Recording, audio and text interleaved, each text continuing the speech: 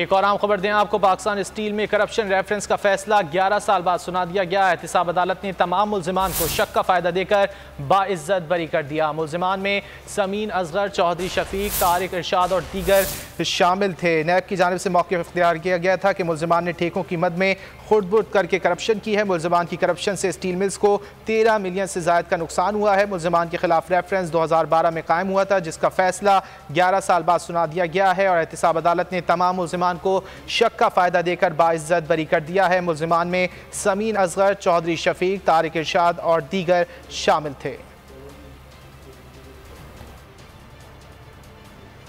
ए नूरे खुदा, नूरे बसीरत की तलब है, रमजान का सदका तेरी रहमत की तलब है।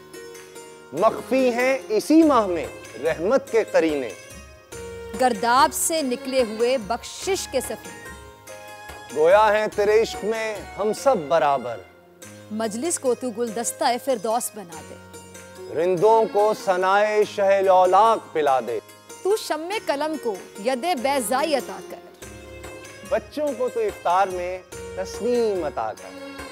रमजान मुबारक की खुसूसी नशरियात रमजान में बोल, सिर्फ बोल एंटरटेनमेंट पर। रमजान में बोल।